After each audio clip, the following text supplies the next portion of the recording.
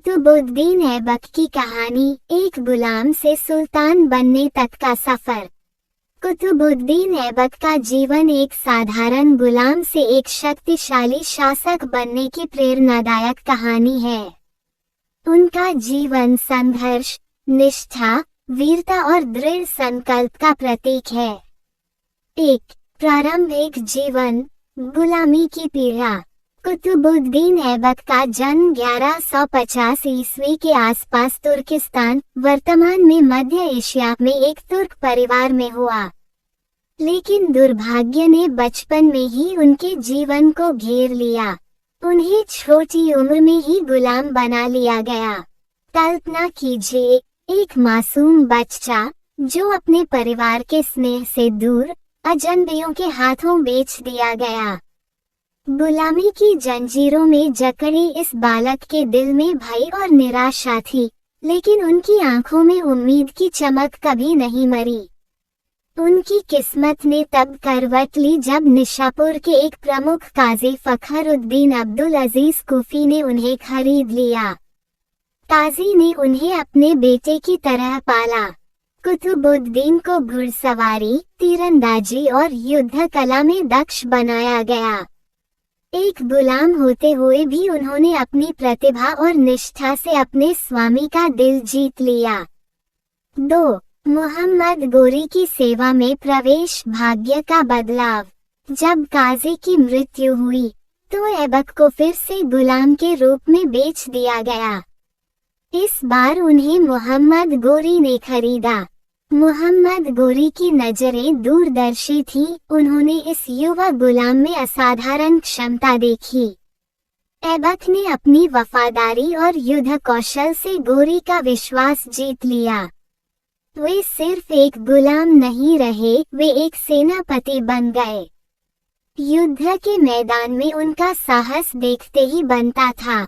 1192 में तराइन के दूसरे युद्ध में ऐबक ने पृथ्वीराज चौहान के खिलाफ निर्णायक भूमिका निभाई।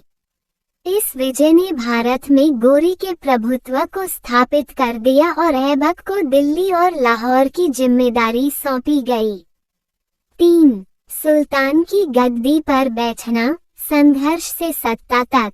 1206 में जब मोहम्मद गोरी की हत्या हुई तो ऐबक ने अपनी स्वतंत्रता की घोषणा कर दी।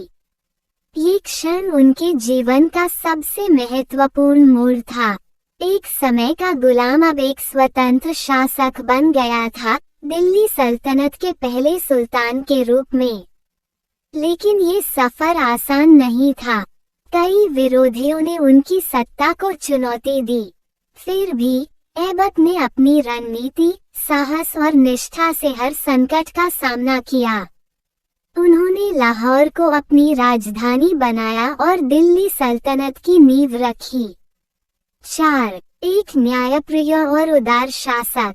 ऐबक को लाख बख्श, लाखों का दान करने वाला कहा जाता था। वे उदारता के लिए प्रसिद्ध थे। उन्होंने गरीबों और जरूरतमंदों की मदद की।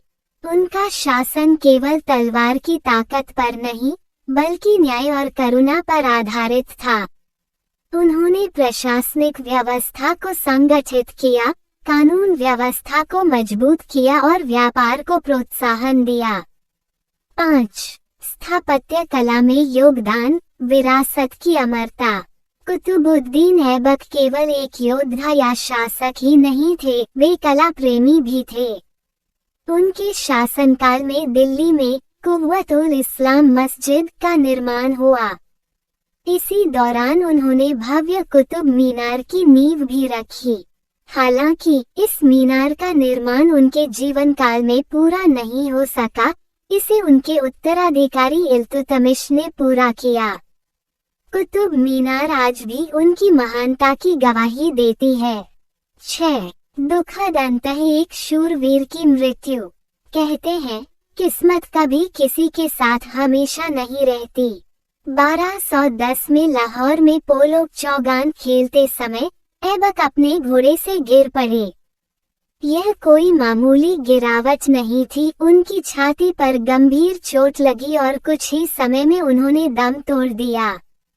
उनकी मृत्यु एक युग के अंत की तरह थी।